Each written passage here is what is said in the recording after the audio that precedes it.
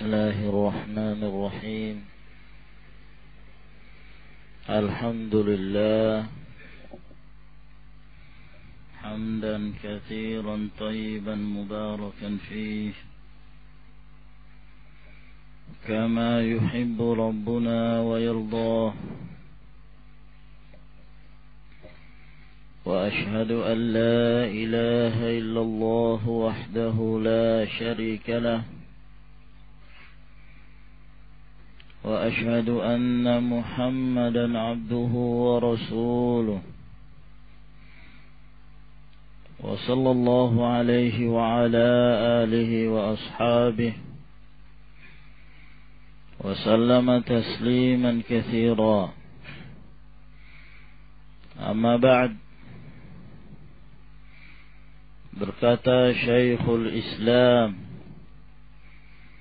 Al-Allamah Al-Mujaddid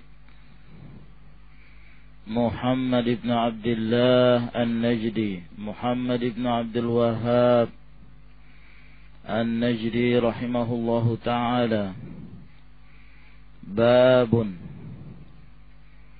la yuzbahu lillahi bimakanin yuzbahu fihi li ghairillah. Bab tidaklah disembelih. La di sini adalah la yang menunjukkan an-nafi, yaitu tidaklah disembelih karena Allah Subhanahu wa ta'ala bimakanin, di tempat, yuzbahu fihi li ghairillah, yang di tempat tersebut disembelih padanya selain Allah Subhanahu wa ta'ala, yang diperuntukkan pada selain Allah Subhanahu wa ta'ala. Beliau rahimahullahu ta'ala menyebutkan bab ini dengan penyebutan nafi dan tidak dengan menyebutkan nahi. Tidak berbentuk larangan, tapi berbentuk penafian, bahwa tidaklah disembelih. Dan ini lebih asyad,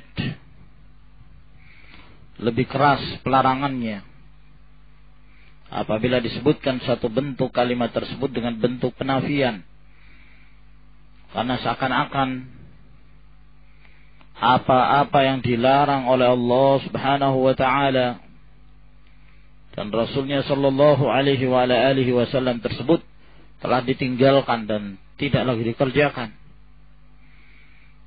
Naam, maka tidaklah boleh disembelih sesuatu yang disembelih dari hewan-hewan, karena Allah Subhanahu wa ta'ala di tempat yang tempat itu menjadi syiar, yang tempat itu menjadi kebiasaan kaum jahiliyah atau kaum musyrikin untuk menyembelih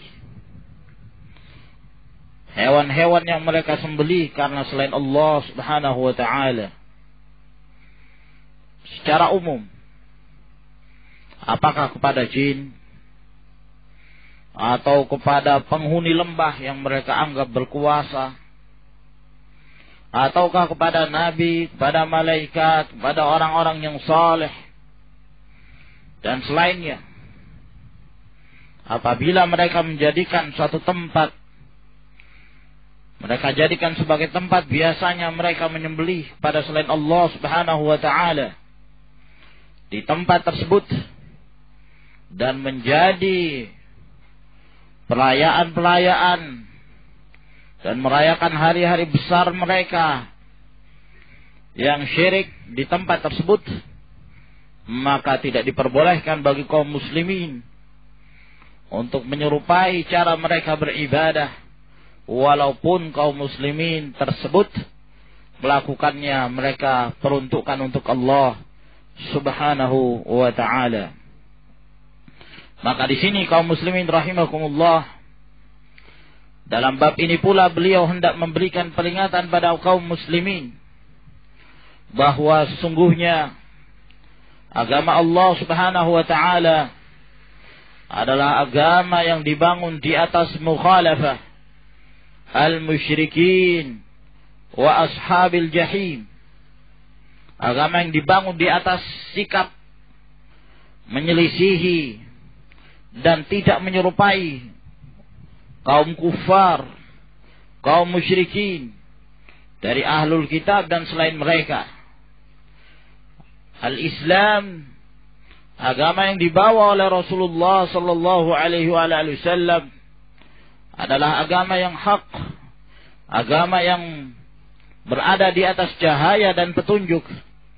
Maka tidaklah sama antara apa yang dibawa oleh Nabi sallallahu alaihi wasallam dengan apa yang dibawa oleh hawa-hawa mereka, hawa-hawa nafsu mereka, yang dibawa oleh bala tentara iblis dari kalangan para syayatin dari jin dan manusia.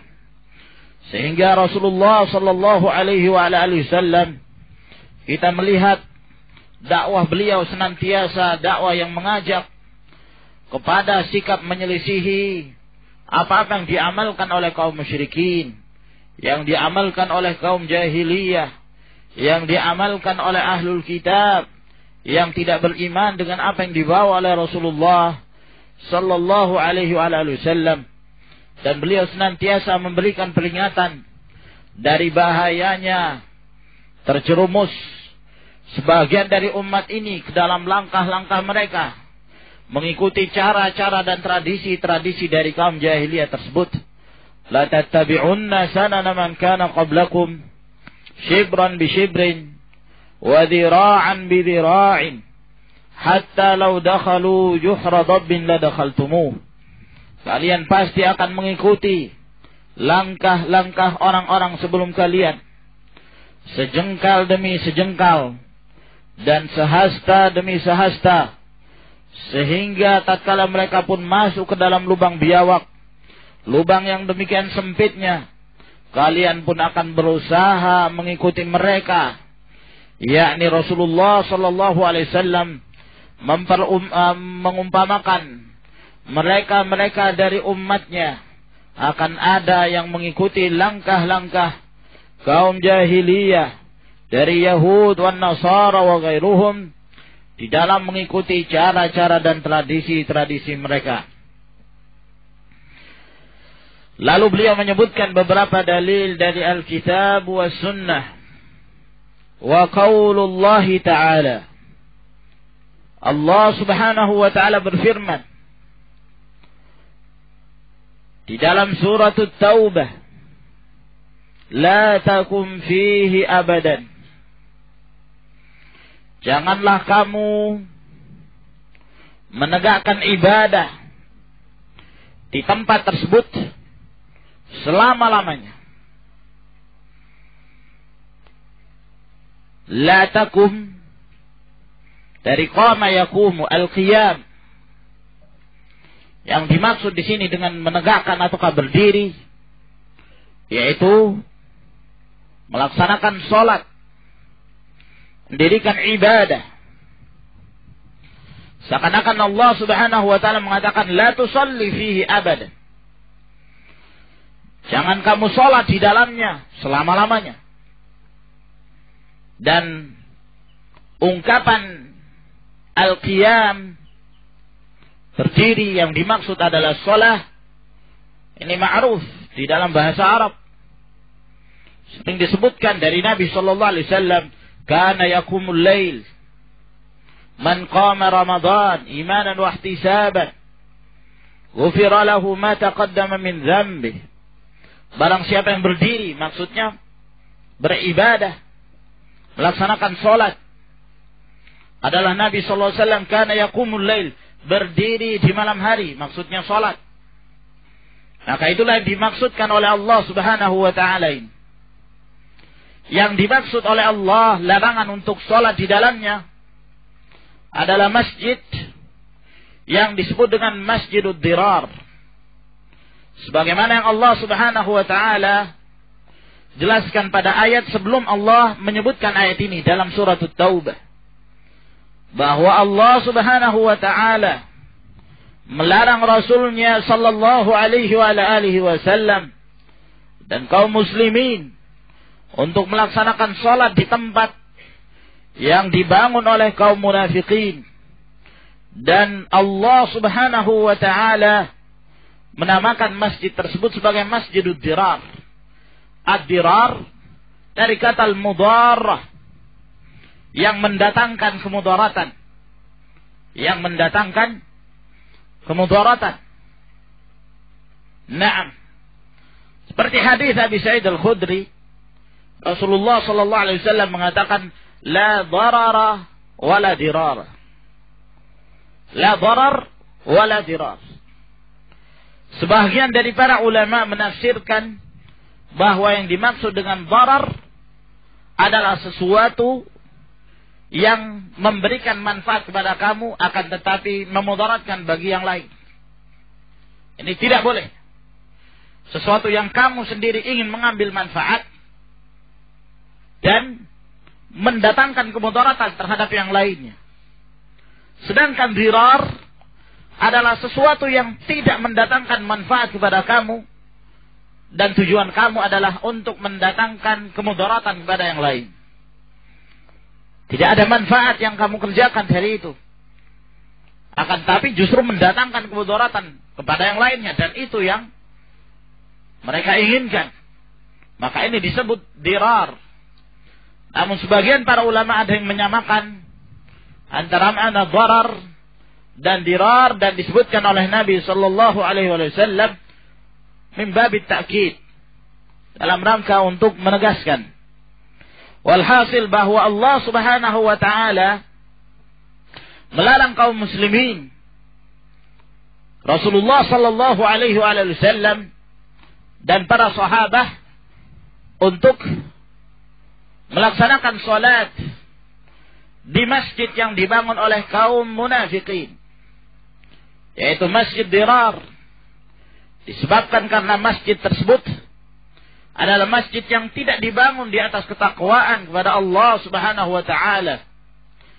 Akan tetapi masjid tersebut dibangun dalam rangka untuk memecah belah kaum muslimin, menghancurkan persatuan yang ada di kalangan kaum muslimin, mencerai-beraikan persatuan yang ada pada mereka.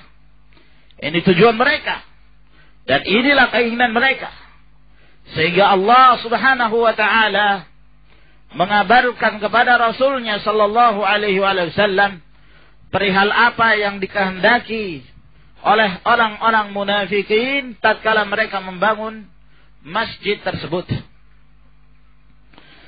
Sehingga tatkala mereka memiliki niat yang buruk tersebut, suatu ketika mereka berkeinginan untuk membujuk Rasulullah sallallahu alaihi wasallam agar melaksanakan sholat di masjid itu. Namun Rasulullah alaihi salatu wassalam tatkala mendengarkan kabar dari mereka, mereka datang kepada Rasulullah meminta-minta, bahkan bersumpah, ya, dengan berbagai macam sumpah-sumpah yang palsu, bahwa kami mendirikan masjid itu untuk orang-orang yang mempunyai illah, orang-orang yang uzur, sehingga mereka tidak perlu lagi datang ke Masjid Quba ataukah ke Masjid Nabi sallallahu alaihi wasallam. Mereka cukup sholat di tempat tersebut. Naam. Akan tetapi Allah Subhanahu wa taala mengabarkan kepada Rasulnya sallallahu alaihi wasallam tentang maksud dan tujuan mereka membangun masjid tersebut. Yang pertama, dinamakan masjid itu ad-dirar, disebabkan karena menyebabkan kemudaratan pada Masjid Quba, mendatangkan kemudaratan kepada Masjid Quba yang telah dibangun oleh Rasulullah sallallahu alaihi wasallam bersama kaum muslimin sebagai masjid yang pertama yang didirikan di atas ketakwaan kepada Allah Subhanahu wa taala. Ini tujuan mereka. Ya, oleh karena itu dinamakan masjid itu dirar, li'anna hadzal masjid bisababihi madaratun li Masjid Quba. masjid ini dengan sebab didirikannya mendatangkan kemudaratan bagi Masjid Quba, sehingga mengurangi jamaah yang ada di tempat tersebut, ya, dan memecah belah kaum muslimin yang semestinya mereka berada di masjid yang satu, menyatukan kalimat mereka, menyatukan hati-hati mereka. Akan tapi dengan sebab dibangunnya masjid tersebut, maka terpecah belahlah sufuful muslimin.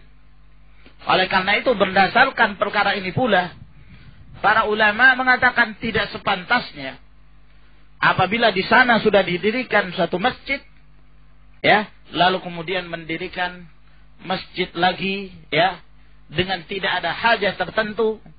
Naam, sebab yang demikian dikhawatirkan akan mendatangkan tafriq, memecah belah di antara kaum muslimin. Naam. Dan juga sebab yang kedua yang menyebabkan masjid tersebut menjadi masjidud dirar adalah al-kufur, kekafiran terhadap Allah Subhanahu wa taala. Karena yang membangunnya adalah al-munafiqun, orang-orang munafik yang mereka menyimpan di dalam hati mereka kebencian kepada Rasulullah, kebencian kepada kaum mukminin, kebencian kepada Islam, walaupun mereka menampakkan secara zahir sikap wala mereka, loyal mereka kepada kaum muslimin. Nah, wa idza laqul ladzina amanu qalu amanna wa idza khalau ila syayatinihim qalu inna ma'akum innama nahnu mustahzi'un. Tatkala mereka bertemu dengan orang-orang mukmin, maka mereka mengatakan kami bersama kalian, kami adalah orang-orang beriman. Namun tatkala mereka kembali berkumpul bersama syayatin, syaitan-syaitan mereka, maka mereka pun mengatakan kami bersama kalian, kami hanya berolok-olok dan mengejek mereka. Maka kaum muslimin rahimakumullah, dengan sebab ini pula lah, maka masjid itu pun dinamakan masjid dirar. Kemudian sebab yang ketiga, dengan dibangunnya masjid tersebut menyebabkan tafriq bainal mu'minin, terpecah belahnya di antara kaum mukminin, terpecah belahnya barisan kaum muslimin. Dan itu yang mereka inginkan, dan inilah yang mereka harapkan, agar kaum muslimin itu bercerai-berai. Nah, kemudian yang keempat, tujuan mereka membangun masjid tersebut adalah untuk mengawasi, ya, dan sebagai persiapan tempat musuh-musuh Allah Subhanahu wa taala yang akan memerangi Allah Subhanahu wa taala dan Rasulnya.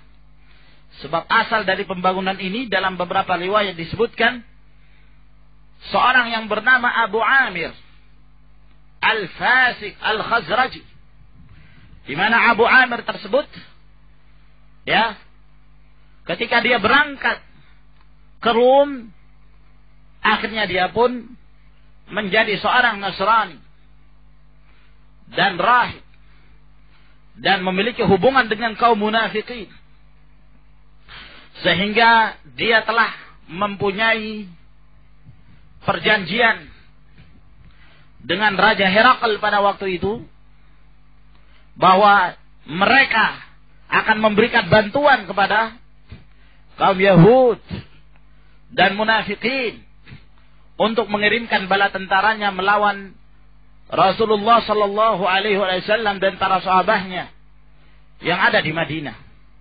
Maka dengan tujuan itulah dibangunlah masjid ini, agar kemudian tatkala bala tentara yang berasal dari Romawi tersebut datang, maka mereka pun menampung di masjid tersebut. Mereka membangunnya dan mereka berpura-pura di hadapan Rasulullah sallallahu alaihi wasallam dan di hadapan kaum muslimin dengan alasan bahwa mereka mendirikannya untuk orang-orang yang lemah. Mereka mendirikannya dalam rangka untuk yakni memberikan kesempatan untuk sholat secara berjamaah kepada mereka-mereka yang tidak sanggup datang ke Masjid Quba atau ke Masjid Rasulullah sallallahu alaihi wasallam. Maka setelah datangnya wahyu dari Allah Subhanahu wa taala dan Rasulullah sallallahu alaihi wasallam pun memerintahkan para sahabat, maka mereka pun menghancurkan dan membakar masjid tersebut. Dan termasuk yang membakarnya adalah seorang yang bernama Malik bin Dukhshum, saudara dari Banu Salim bin Auf dan Ma'an bin Adi, bersama dengan saudaranya Amir bin Adi. Walhasil ikhwani fid din azakumullah, inilah yang disebut dengan Masjidud Dirar yang dibangun di zaman Nabi sallallahu alaihi wasallam, yang Allah Subhanahu wa taala dan Rasulnya memerintahkan untuk menghancurkan masjid tersebut. Naam. Sehingga masjid yang modelnya seperti ini disebutlah Masjidud Dirar. Ya. Sebagian dari kalangan para ulama ada yang ketika menjelaskan tentang Masjidud Dirar tersebut adalah setiap masjid yang dibangun di atas selain ketakwaan kepada Allah Subhanahu wa taala. Ada yang mengumumkan seperti itu.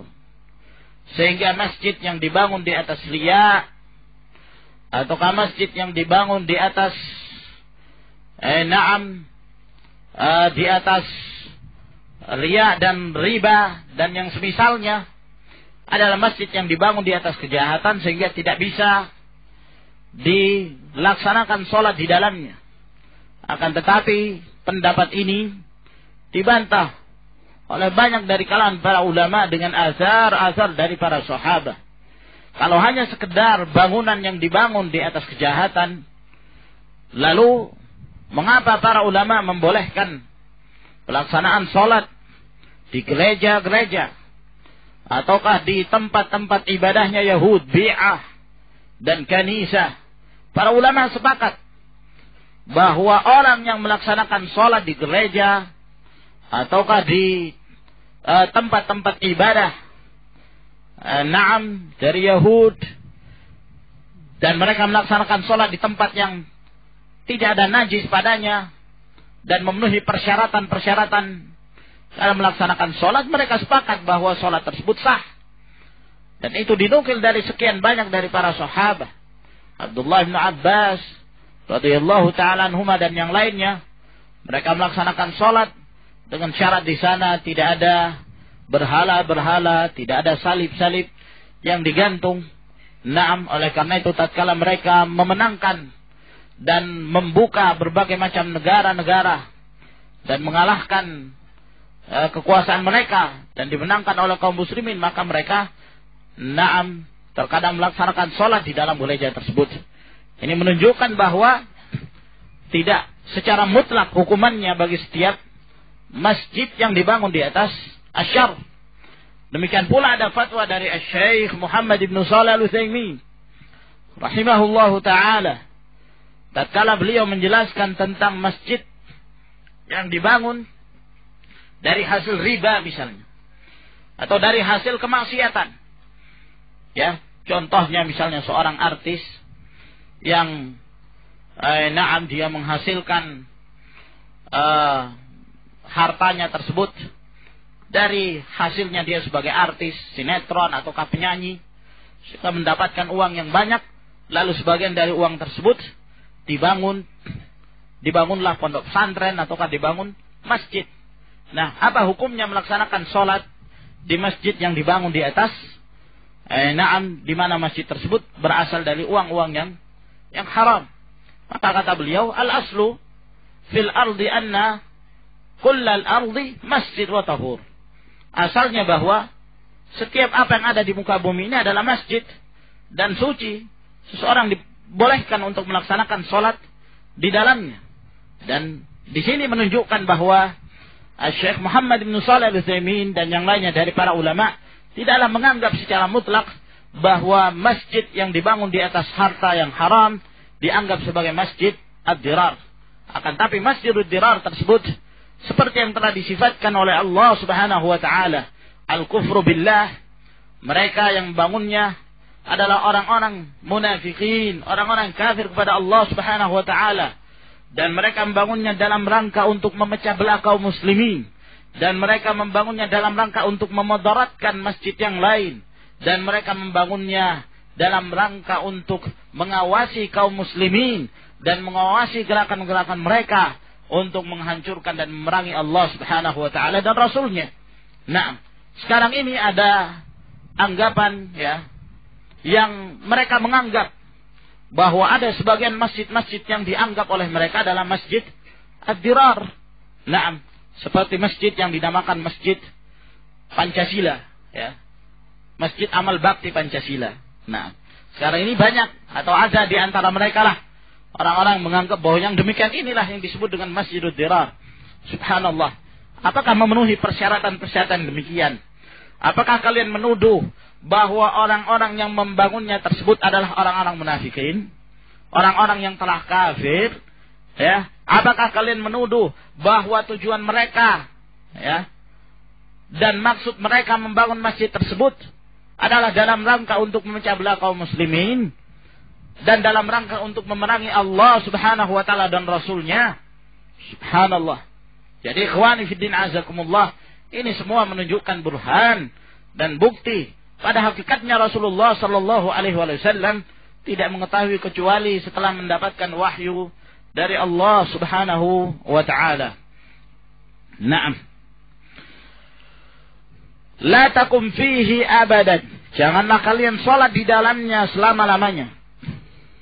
La masjidun usisa 'ala taqwa min awwal yaumin ahaqqu an taquma fihi.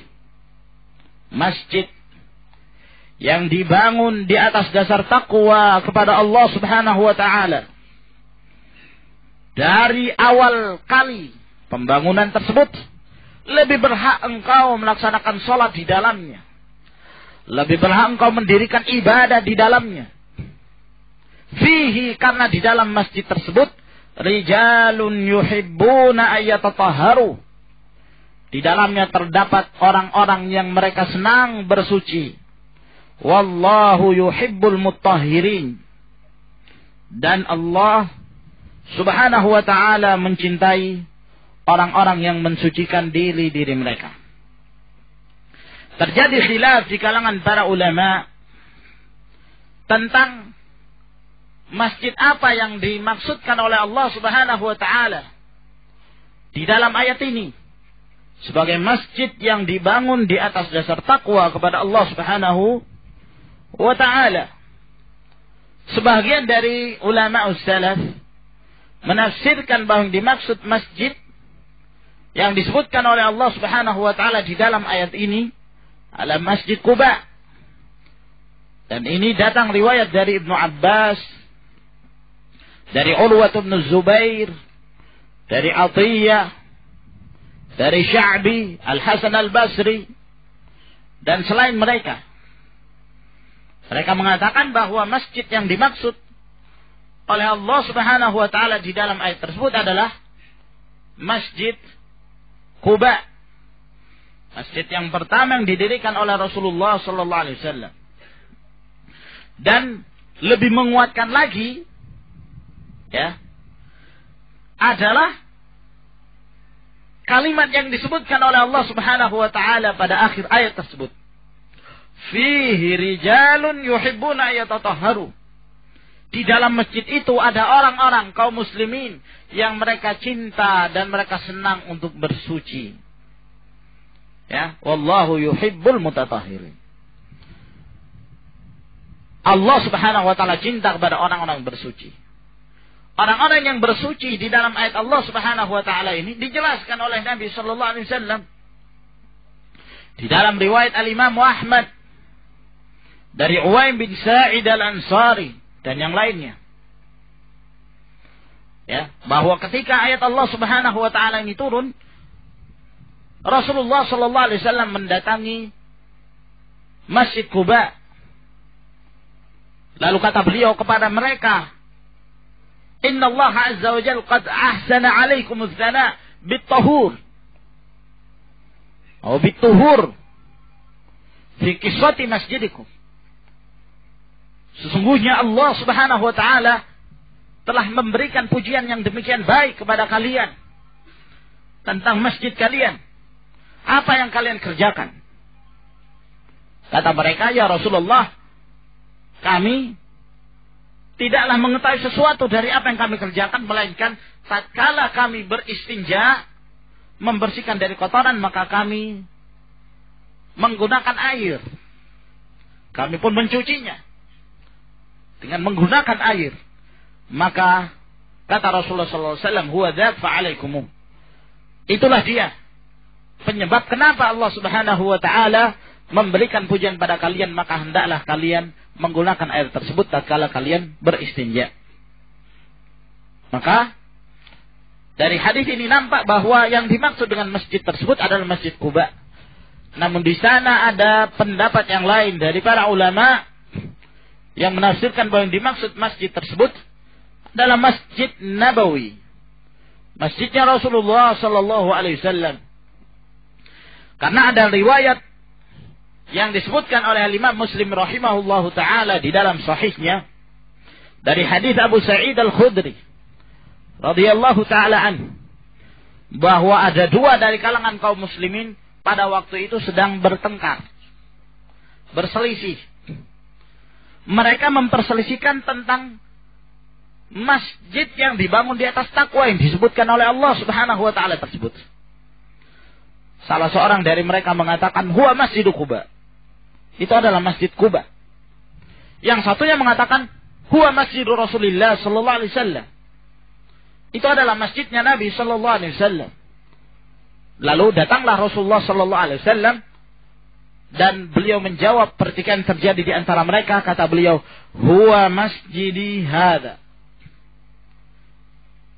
Yang dimaksud adalah masjidku ini. Yaitu masjid apa? Masjidnya Nabi sallallahu alaihi wa alihi wasallam. Nah, kelihatan kok terjadi pertentangan. Hadis ini mengatakan masjid Rasulullah SAW, sedangkan hadis yang tadi mengatakan bahwa Allah Subhanahu wa taala menurunkan ayat tersebut berkenaan tentang Masjid Quba. Namun tidak terjadi pertentangan pada hakikatnya, sebagaimana yang dijelaskan oleh Ibnu Katsir rahimahullahu taala, bahwa hadis yang mengatakan ini adalah masjidku, yaitu masjid Nabi sallallahu alaihi wasallam, tidaklah menafikan bahwa masjid yang disebutkan di dalam ayat itu adalah Masjid Quba.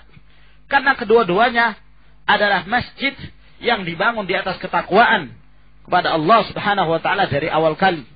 Maka Masjid Rasulullah sallallahu alaihi wasallam demikian pula, dan Masjid Quba demikian pula, berbeda dengan Masjidud Dirar yang disebutkan oleh Allah Subhanahu wa taala, masjid yang dibangun di atas kemaksiatan kepada Allah Subhanahu wa taala. Walladzina ittakhadhu masjidan diraran wa kufran wa tafriqan bainal mu'minin wa irsadan liman haraballah wa rasuluh min qablu. Naam, maka tidak terjadi pertentangan, dan ayat Allah Subhanahu wa taala tersebut menunjukkan bahwa yang dimaksud dengan masjid ini adalah Masjid Quba, dan tidaklah menafikan bahwa Masjid Rasulullah sallallahu alaihi wasallam pun termasuk dalam ayat Allah Subhanahu wa taala itu.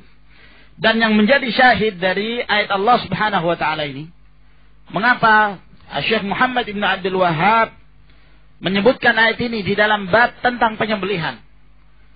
Padahal kalau kita perhatikan tidak ada hubungannya. Yang dijelaskan di dalam ayat ini tentang Masjidud Dirar. Apa hubungannya dengan tidak bolehnya seorang menyembelih? Karena Allah Subhanahu wa taala di tempat yang disembelih padanya selain Allah Azza wa Jalla. Adapun yang menjadi syahid dari ayat Allah Subhanahu wa taala ini berkenaan tentang judul yang beliau sebutkan, bahwa tempat-tempat yang diperuntukkan ya dalam hal penyembelihan kepada selain Allah Subhanahu wa taala harus dijauhkan. Dan kaum muslimin tidak diperbolehkan bagi mereka untuk menyembelih di tempat tersebut, walaupun mereka peruntukkan untuk Allah Subhanahu wa taala. Sebagaimana masjid ya yang mereka bangun tatkala mereka membangun masjid tersebut dan dipersiapkan untuk mengamalkan kemaksiatan kepada Allah Subhanahu wa taala. Ya. Sehingga menjadi tempat yang dimurkai oleh Allah. Ketika telah menjadi tempat yang dimurkai oleh Allah Subhanahu wa taala, maka Allah menyatakan la takum fihi abadan. Jangan kamu melaksanakan sholat di dalamnya. Ya, karena sudah menjadi tempat yang dimurkai oleh Allah Subhanahu wa taala, dan Allah Subhanahu wa taala tidak menginginkan terjadinya penyerupaan amalan yang dikerjakan oleh kaum muslimin dengan apa yang dikerjakan oleh kaum munafikin wal kuffar di satu tempat.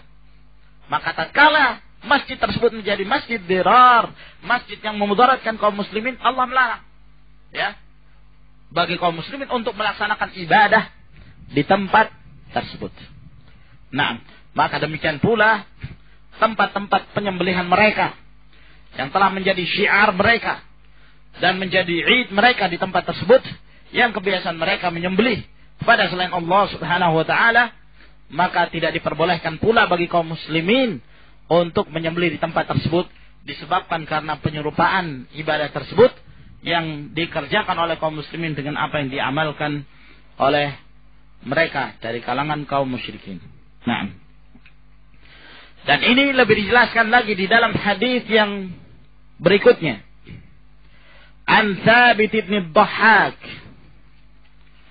dari Thabit ibn Dhahhak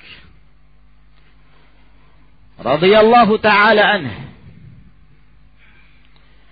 qala, beliau mengatakan, nadhara rajulun an yanhara ibilan bibuwanata. Ada seseorang bernazar. Yang dimaksud dengan nazar adalah mewajibkan pada diri sendiri sesuatu yang asal hukumnya tidak wajib.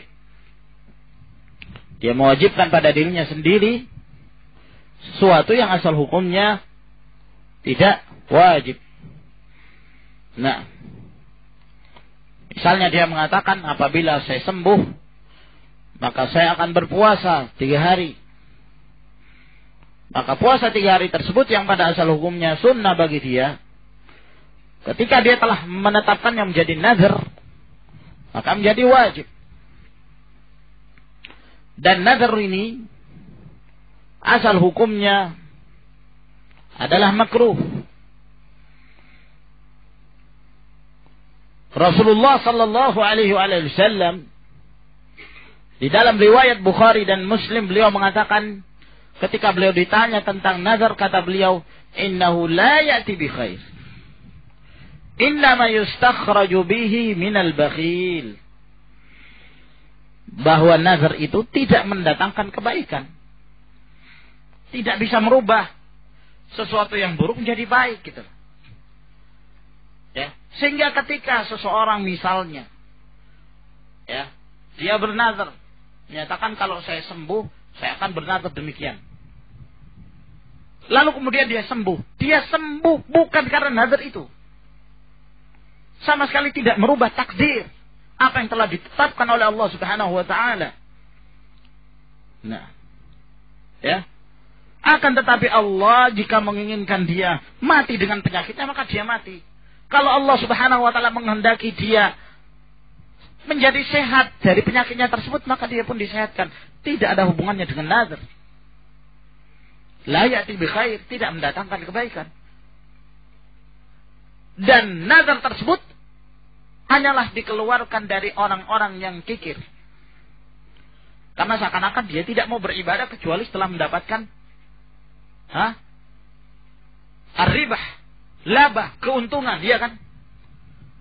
Kalau saya sembuh. Kalau tidak sembuh, berarti dia tidak puasa, gitu. Nah, ya, sehingga orang ini disifati oleh Nabi sallallahu alaihi wasallam sebagai sifat orang yang bakhil, orang yang kikir. Namun apabila seorang telah terlanjur bernazar, sudah terlanjur dia menetapkannya sehingga telah menjadi wajib atas dia dan tidak ada kemaksiatan di dalamnya, maka dia pun wajib untuk menunaikannya.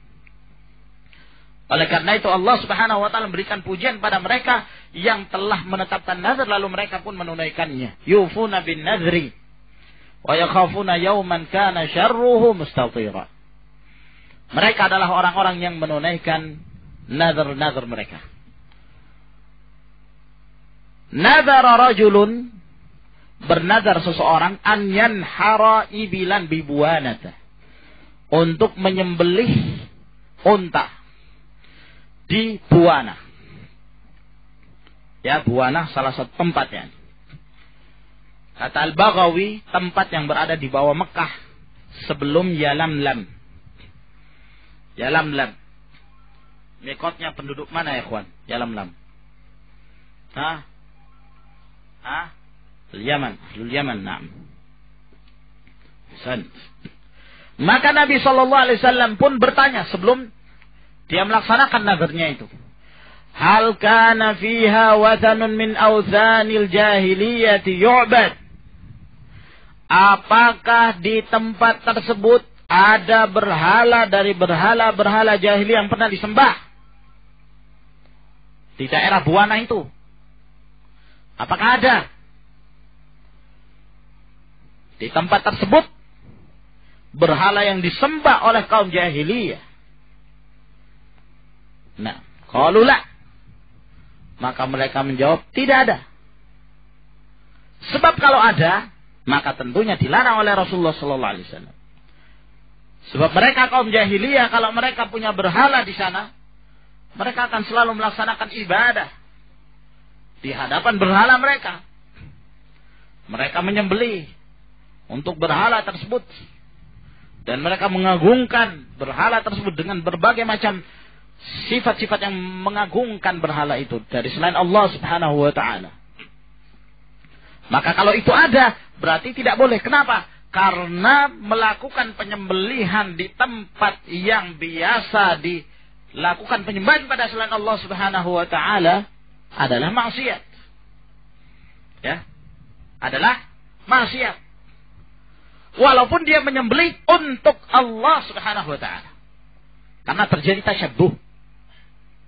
Ya, yang terjadi penyerupaan ibadahnya kaum muslim dengan ibadahnya kaum musyrikin, ahlul jahiliyah. Qala lalu Rasulullah sallallahu alaihi wasallam bertanya lagi, "Fahal kana fiha 'idun min a'yadihim?" Apakah di tempat tersebut menjadi Id, hari raya mereka? Yakni mereka selalu berkumpul di tempat itu. Ya. Walaupun tidak ada berhala yang mereka sembah, tapi tempat itu selalu menjadi syiar mereka, di mana mereka jadikan sebagai tempat berkumpul kaum jahiliyah. Nah, ya, seperti misalnya melakukan acara-acara, istilahnya apa, kawan? Kenduri, ya. Berbagai macam acara kenduri. Ya. Nah, kalau istilah mereka mawalid. Berbagai macam acara yang mereka lakukan secara rutin di tempat tersebut. Walaupun tidak ada sesembahan, walaupun tidak ada berhala, tapi mereka jadikan sebagai syiar syirik mereka. Maka Rasulullah SAW pertanyakan itu. Adakah itu menjadi tempat Id mereka, yang mereka selalu mendatangi tempat itu? Ya? Lalu mereka menampakkan syiar-syiar syirik mereka di tempat tersebut? Qalu la. Jawab mereka, tidak ada. Faqala Rasulullah sallallahu alaihi wasallam, maka bersabdalah Rasulullah sallallahu alaihi wasallam, "Aufi binadrik." Kalau begitu tunaikan nazarmu.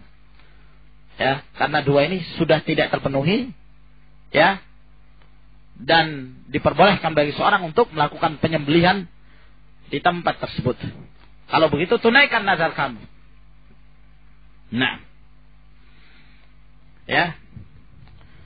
Sebab az-zabah adalah perkara ibadah. Penyembelihan merupakan perkara ibadah. Dan biasanya seorang kalau mengkhususkan suatu tempat, sesuatu yang dipertanyakan, kenapa dia mengkhususkan untuk melakukan penyembelihan di tempat itu? Iya kan? Pasti ada sesuatu. Nah, ketika orang ini hendak mengkhususkan satu tempat untuk dijadikan sebagai tempat penyembelihan, dipertanyakan. Makanya Rasulullah SAW tafsil, perinci terlebih dahulu. Apa sebabnya dia menyembelih di Buwana? Nah, ya. Kalau misalnya, ya, sini tempat apa yang diselamatkan ya kawan? Nah, atau di Surabaya misalnya. Ada seorang yang datang pada antum tanya, saya bernazar mau menyembelih kambing. Di mana? Di Ampel. Nah, di Ampel. Apa yang tergambarkan pada kita? Ampel ini merupakan syiar al-jahiliyah, syiar kuburiyin, dan mereka selalu mengadakan id mereka di tempat tersebut. Sehingga ketika dia mengkhususkan tempat itu, dipertanyakan, iya kan? Ya. Terlebih lagi kalau mereka di sana melakukan penyembelihan pada selain Allah Subhanahu wa taala. Walaupun mereka tidak melakukannya, tapi kalau tempat itu sudah menjadi id mereka, ya, maka tidak diperbolehkan. Nah, maka dari sini ikhwan fillah azakumullah, Rasulullah sallallahu alaihi wasallam tidak menghendaki terjadinya penyerupaan antara ibadatul muslimin wa ibadatul kuffar wal musyrikin. Fa innahu la wafa'a li nadrin fi ma'siyatillah. Sesungguhnya tidak boleh menunaikan nazar dalam hal bermaksiat kepada Allah Subhanahu wa taala. Ya. Akan tetapi dia harus membayar kafarah ketika dia menyelisihnya. Kafaratuhu kafaratul yamin. Dalam hadis Ibnu Abbas yang diriwayatkan oleh Abu Daud. Kafarahnya adalah kafarah yamin karena dia harus menyelisihi nazarnya tersebut dan menggantinya dengan kafarah sumpah. Nah, apa itu kafarah sumpah ya akhi? Abu Muhammad. Dari sebelum itu. Kalau sudah tidak sanggup baru puasa 3 hari. Nah, Abdul Malik beri makan kepada 60 atau 70? Hudzaifah. 60 atau 70? 60. 60 yakin? Nah. 10 ya. Nah, antum beli salah satu dari dua-duanya pahit. Nah, 10. Atau memberi makan atau apa? Beri pakaian. Sant. Fa innahu la wafa'a li nadrin fi ma'siyatillah. Tidak boleh menunaikan nazar dalam bermaksiat pada Allah. Wala fima la yamliku ibnu Adam. Dan tidak boleh pula menunaikan nazar terhadap apa-apa yang tidak dimiliki oleh anak Adam tersebut. Yang tidak dimiliki ini ditinjau dari dua sisi. Tidak dimiliki secara syar'i atau tidak dimiliki secara qadari. Ya. Nah, tidak dimiliki secara syar'i, misalnya dia mengatakan, ya, aku bernazar untuk membebaskan, ya,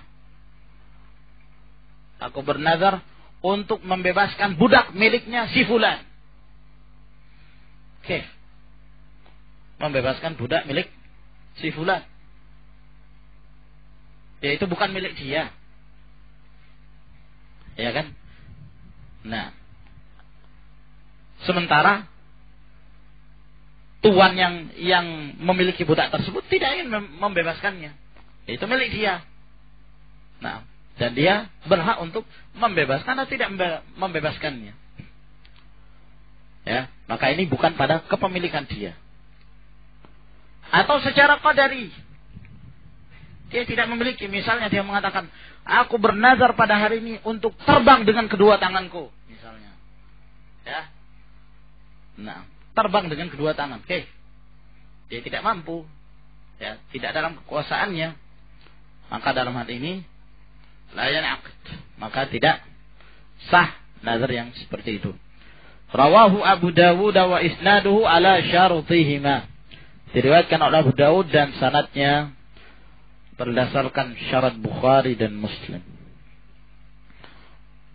Yang jelas hadis ini adalah hadis yang sahih, disahihkan oleh Al-Albani rahimahullah ta'ala.